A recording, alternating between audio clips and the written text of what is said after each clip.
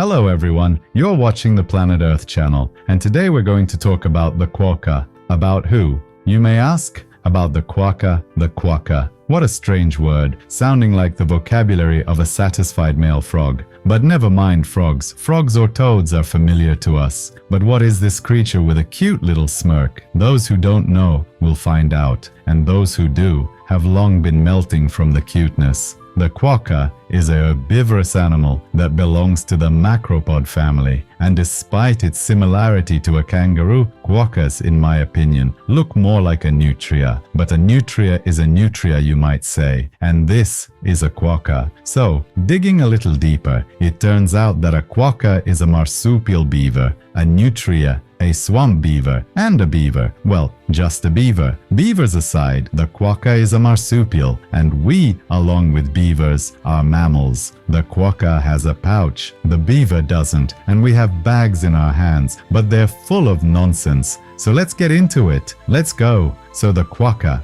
and for those who love Latin, it's Satanix brachurus. Satanix brachurus sounds like a spell from Harry Potter that gives you a rush of positivity like a quokka. The quokka is a unique animal. It's the only representative of the kangaroo family in the genus Satanix. Its closest relative is the wallaby or dwarf kangaroo, somewhere between ruminant and non-ruminant animals. The animal itself is quite small. Its body and head are up to half a meter long. It weighs between 2 and 5 kilograms and has a short tail up to 35 centimeters. Round, closely set ears stick out of its fur. Small button-like eyes are placed close to its nose bridge, and a smile gives the animal its entire charm. So why is the quokka always smiling? Actually, not always. It's a ruminant animal, and despite having 32 teeth, it has no canines, so it bites off leaves and stems with muscle power. After chewing the greenery, the muscles relax, and that's when the world's brightest smile appears on its face. So it smiles after eating,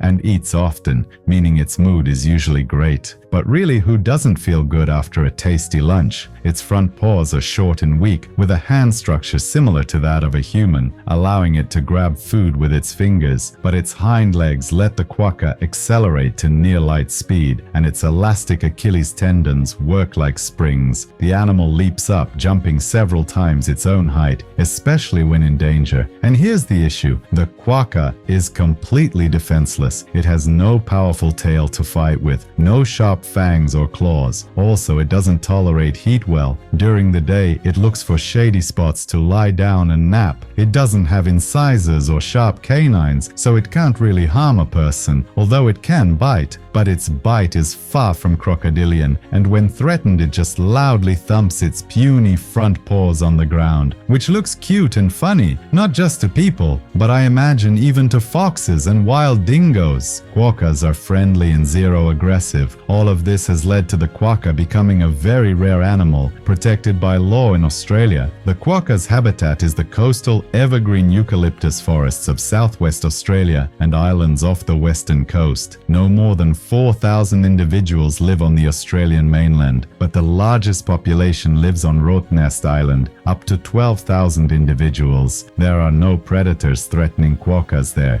except for snakes. Huge damage to the quokka population was caused by the dingo dog and the red fox brought by Europeans in 1870. The only place those predators never reached was this island. Dutch sailors who landed there in the 18th century saw hordes of strange creatures that to them looked like giant rats. That's how the island got its name, Rottnest, which means rat's nest in Dutch. Quokkas live in families led by an alpha male. He controls the shelters where the group hides from the midday sun. This is more important for survival than food because dehydration can be deadly. And here the quokka suffers, but keeps smiling. Nonetheless, the entire territory of Rottnest is a nature reserve. Causing harm to quokkas can result in a hefty fine or even prison. So they're lucky. Well, except for the snakes, who don't care about the law and spit venom at it. But snakes aren't dingoes. They don't need much. That said, the main threat to quokkas on the island today is humans. Not directly, but through the infections and viruses they bring.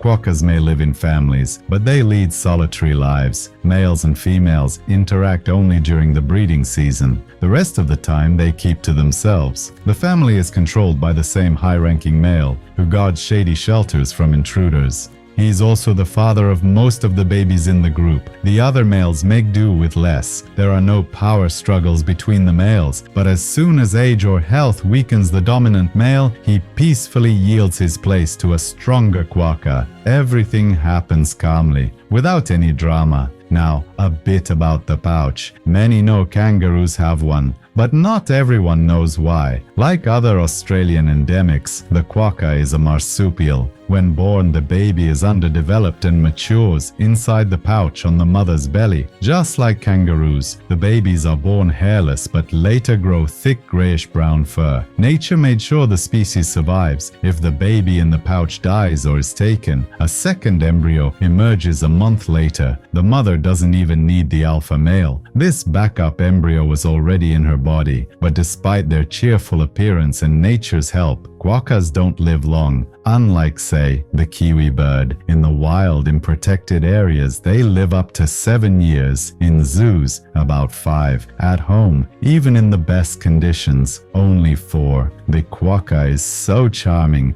that it seems like the perfect pet. Fun, calm, cuddly. But it's a wild animal, not adapted to life with humans. In an unnatural environment, it will feel discomfort and get sick often. So no matter how much people want a little Quokka nearby for some cuteness, it's worth thinking about what the Quokka wants. And what it wants is Rottnest Island and snakes. Can't forget those. And even though the Quokka is helpless in the face of all the dangers surrounding it, it still keeps smiling after a good snack. Watch, listen, take notes, subscribe. Don't forget to like and share this video with your friends. It really helps us grow. This was Planet Earth Channel.